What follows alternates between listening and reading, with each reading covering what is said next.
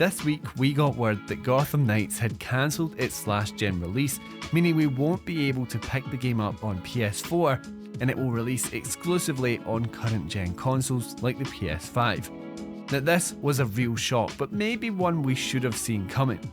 Gotham Knights was announced back in 2020, and for nearly 2 years it was believed it would be releasing on both PS4 and 5. Now, just 5 months away from its release, and we hear that that isn't the case.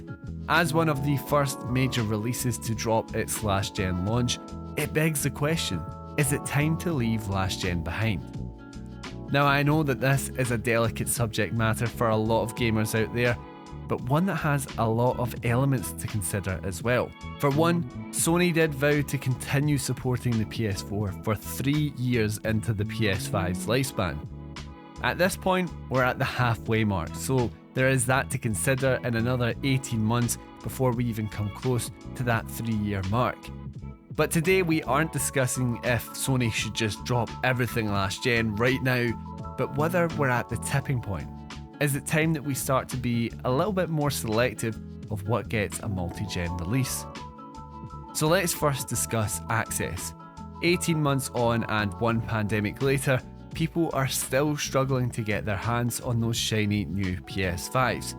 Releasing exclusively on current gen consoles could be seen as exclusionary to those who simply can't afford it or can't add them to their baskets quickly enough. This reasoning could also be flipped from the seller's perspective as well.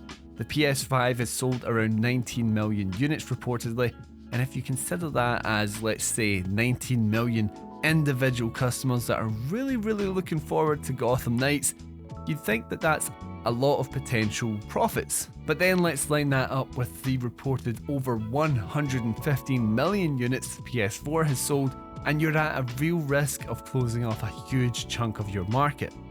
Financially, it may be unviable for some releases, and it also can strong-arm players into shelling out for a console they might not even need at this point.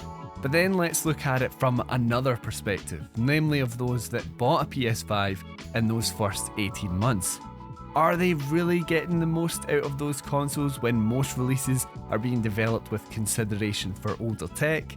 I think a great case study for this is Cyberpunk 2077, but one that actually comes to my mind most of the time is Battlefield 2042. Now of course, any marketing for a game like that are going to say it's the next evolutionary step in the franchise, and we're not going to sit here and talk about all the things that went wrong with that game. However, I don't think there will be a person out there that was looking forward to a next-gen Battlefield experience that wasn't expecting a little bit more on release. And while, no, I'm not a developer, I don't know the ins and outs of what's going on at DICE and EA, but I can't help and think that a lot of the lackluster elements and the missing elements of that game came down to it having to run on both generations, especially since for the longest time it was believed it would just be a next gen or current gen only release. So by that thinking, there has to be a bit of a case by case basis on what gets developed for last gen and what doesn't. Some games may be missing out on mechanics that weren't even considered for last gen. I mean, think about Rift Apart's universe jumping. How would that game even look or play if it was developed with PS4 in mind as well? Developers need to begin to consider what is actually possible if they push this newer tech to the limit, rather than what is possible on PS5 whilst pushing the PS4 to its limit. As we mentioned, we are still 18 months away from that supposed stopping point of PS4 support, but Sony need to start incentivizing players even more to go PS5, and Gotham Knights may have just been that first move.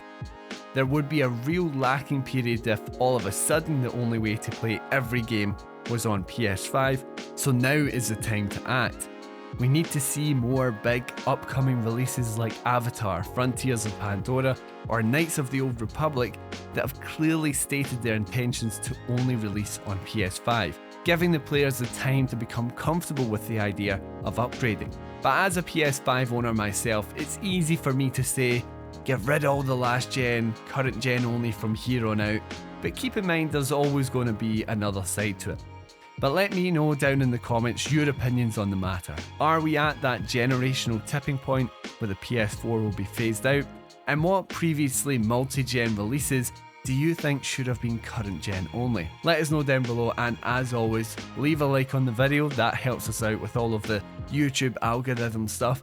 And remember to subscribe if you're on the lookout for more PlayStation content like this right here on Push Square.